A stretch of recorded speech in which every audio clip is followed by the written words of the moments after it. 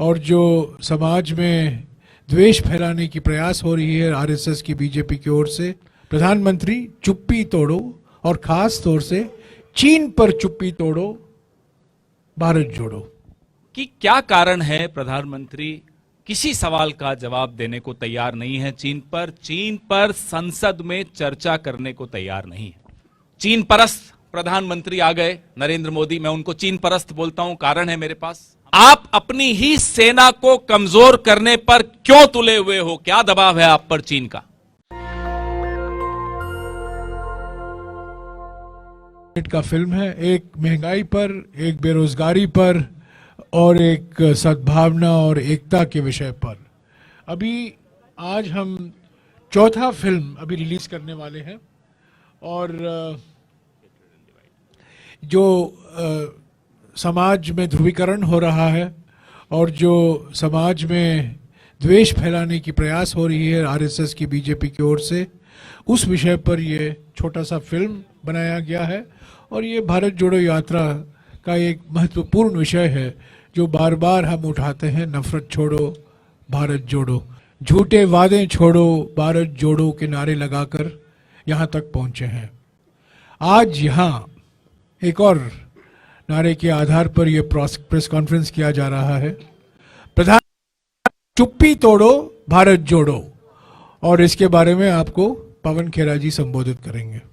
प्रधानमंत्री चुप्पी तोड़ो और खास तौर से चीन पर चुप्पी तोड़ो, भारत जोड़ो। देश परेशान है, आक्रोशित है और हैरान है कि क्या कारण है प्रधानमंत्री किसी सवाल का जवाब देने को तैयार नहीं है चीन पर संसद में चर्चा करने को तैयार नहीं है।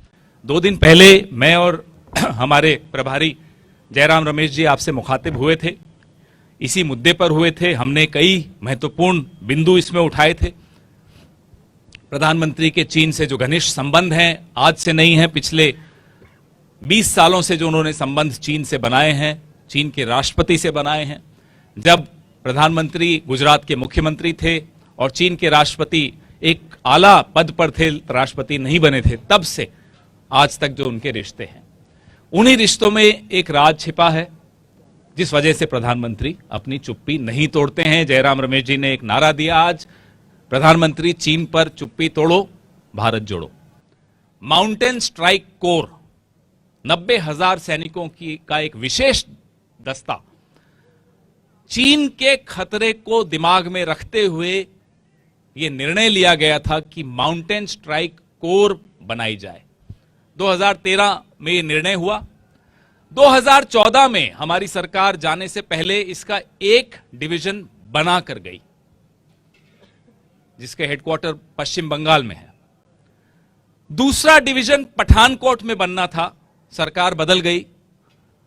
चीन परस्त प्रधानमंत्री आ गए नरेंद्र मोदी, मैं उनको चीन परस्त बोलता हूं, कारण है मेरे पास, हम सबके पास बहुत कारण है उनको चीन परस्त बोलने के। तो चीन परस्त प्रधानमंत्री नरेंद्र मोदी जी जब से प्रधानमंत्री बने, जो पठानकोट में माउंटेन स्ट्राइक कोर का दूसरा डिवीजन बनना था वो रोक दिया गया, फंड्स नहीं दिए गए, दूसरा डिवीजन नहीं बना, माउंटेन स्ट्राइक कोर को ठंडे बस्ते में डाल दिया गया। हम प्रधानमंत्री जी से पूछते हैं, जवाब दीजिए, दबाव किसका था आप पर? क्या चीन का दबाव था? आप अपनी ही सेना को कमजोर करने पर क्यों तुले हुए हो? क्या दबाव है आप पर चीन का? हमें मालूम है कि राष्ट्रीय स्वयंसेवक संघ प्रतिनिधिमंडल भेजता था चीन, हमारी सरकार थी तब भी ये चीन भेजते थे अपने प्रतिनिधिमंडल को। वहां 10-10 दिन, 15-15 दिन, 1-1 महीने की बैठकें चलती थी, हमें नहीं मालूम क्या चर्चा होती थी उस पर। एक गैर राजनीतिक संगठन है, एक सांस्कृतिक संगठन है, इसका क्या काम है चीन से जाकर बातचीत करने का? हमें मालूम है कि 2014 में 13 नेता भारतीय जनता पार्टी के पार्टी स्कूल में गए। पार्टी स्कूल क्या है? चीन की कम्युनिस्ट पार्टी का एक स्कूल है। वहां ट्रेनिंग लेने गए, शिक्षा लेने गए। चीन की कम्युनिस्ट पार्टी से भारतीय जनता पार्टी के नेता शिक्षा लेने क्यों जाते हैं? क्या शिक्षा मिलती है उन्हें कि लौट कर आते हैं माउंटेन स्ट्राइक कोर को रोक दिया जाता है? में निर्णय लिए जाते हैं। मैंने आपको पिछले हफ्ते बताया, इसी हफ्ते बताया था दौसा में, कि कैसे चीन की कंपनियों को उपकृत किया जा रहा है, उनको ठेके दिए जा रहे हैं, ब्लैकलिस्टेड कंपनीज को ठेके दिए जा रहे हैं, गुजरात में दिए जा रहे हैं, पूरे हिंदुस्तान में दिए जा रहे हैं, प्राइम मिनिस्टर केयर फंड में उनसे पैसा लिया जा रहा है, अनाप शनाप हरकतें हो रही हैं, हमें किसी को देश में जानकारी नहीं मिल रही। विवेकानंद फाउंडेशन किसकी फाउंडेशन है? इस देश की नीति निर्धारण करने वाले कुछ लोग हैं जो रीढ़ की हड्डी हैं इस देश की, इस सरकार की।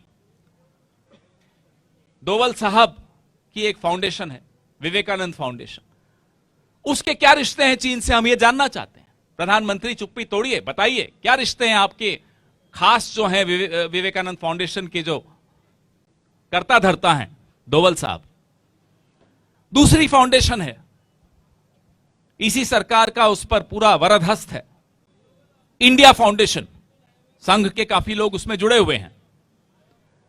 उसके क्या रिश्ते हैं चीन से? बार बार चीन क्यों जाती है वो फाउंडेशन?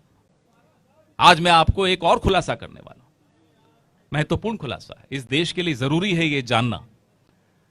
इस देश के विदेश मंत्री के सुपुत्र जिस फाउंडेशन को हेड करते हैं, उसके एक यूनिट को हेड करते हैं अमेरिका में, उस फाउंडेशन को चीन की एम्बेसी से एक बार नहीं, दो बार नहीं, तीन तीन बार पैसा मिला है। अभी हाल ही में मिला है। क्यों मिला है? क्या कारण है? क्या कारण है कि पूरी सरकार चीन पर चुप हो जाती है? क्या यही तीन चार जो कारण हमने आपको बताए, जो हम सवाल उठा रहे हैं? हम जब भी इनसे पूछते हैं, टीवी डिबेट्स में पूछते हैं हम में से कुछ लोग, कि चीन पर अचानक चीन इतना सक्रिय क्यों हो गया बॉर्डर, तो भारतीय जनता पार्टी कहती है कि साहब हमने बॉर्डर इंफ्रास्ट्रक्चर पे काम शुरू कर दिया जो पहले कभी नहीं हुआ था, इसलिए चीन थोड़ा घबराया हुआ है, बौखलाया हुआ है। उस पर भी मैं आज आपको कुछ तथ्य बताता हूं। BADP, border area development plan, 7वीं पंचवर्षीय योजना में राजीव गांधी जी के वक्त आया था। सबसे पहली बार किसी सरकार ने, किसी प्रधानमंत्री ने अगर इस तरफ ध्यान दिया तो वो 1986-1987 के दौरान शुरू हुआ। ज्यादा पुरानी बात नहीं करते, मनमोहन सिंह जी की सरकार पर आ जाते हैं। 2000 किलोमीटर का ट्रांस अरुणाचल हाईवे किसने शुरू किया, किसके वक्त, किसके जहन में ये विचार आया? डॉक्टर मनमोहन सिंह की सरकार के वक्त आया। एडवांस लैंडिंग ग्राउंड्स, सिर्फ अरुणाचल की बात करते हैं क्योंकि सबसे ज्यादा आज समस्या वहां चल रही है। 6 advance landing grounds doctor Manmohan Singh के वक्त अरुणाचल प्रदेश में बने। Itanagar railway station doctor Manmohan Singh के वक्त अरुणाचल प्रदेश में बना। और इसी तवांग क्षेत्र में 1986 में जब चीन ने गलत निगाह डाली थी, राजीव गांधी जी ने सेना के हाथ नहीं बांधे थे। पूरी अनुमति थी सेना को कि आपको जो उचित लगे करिए, हम आपके साथ खड़े हैं। जनरल सुंदर जी थे, ऑपरेशन फैल्कन शुरू किया और चीन को मजबूर किया वार्ता करने के लिए। चीन ने वार्ता की मांग की कि चलिए हम बैठकर बात करते हैं। फ्लैग मीट जिसको कहते हैं, फ्लैग मीट हुई। चीन पीछे हटा, राजीव गांधी वहीं नहीं रुक गए, अपनी पीठ थपथपाने नहीं घूम रहे थे पूरे देश में। उन्होंने उस मौके का फायदा उठाया, चीन पीछे हटा, अरुणाचल प्रदेश को राज्य का दर्जा दिया गया। इसको कहते हैं राजनीतिक इच्छा शक्ति। तो ये जो आपको सबको अनपढ़ मानते हैं ना, पत्रकारों को, ये मोदी जी की एक विशेषता है, पत्रकारों को अनपढ़ मानते हैं। विपक्ष को तो अनपढ़ मानते ही, को भी अनपढ़ मानते हैं। जरा इनसे पूछिएगा कि 1986 का ऑपरेशन फैल्कन क्या था, पूछिएगा कि अरुणाचल प्रदेश को पूर्ण राज्य का दर्जा किसने दिया, पूछिएगा माउंटेन स्ट्राइक कोर किसने शुरू की और किसने रोक दी। और फिर जो मैंने कंपनियों के नाम आपको बताए, डोंगफेंग, यूसी, वेब मोबाइल, ये सब भी पूछिएगा। वैसे क्या पूछेंगे आप, क्योंकि वो आपके सामने तो आते नहीं है, डरते हैं। लेकिन जब मौका पड़े प्रधानमंत्री से जरूर पूछिएगा, इन सब सवालों के जवाब दीजिए और कहिएगा हमारे तरफ से एक संदेश जयराम रमेश जी ने जो आज नारा दिया है, चुप्पी तोड़ो भारत जोड़ो। नेशनल दस्तक की आपसे गुजारिश है कि अगर इसको बचाना चाहते हैं तो नेशनल दस्तक को सब्सक्राइब करने के लिए रेड कलर के सब्सक्राइब बटन को दबाएं, फिर बेल आइकन की घंटी दबाएं।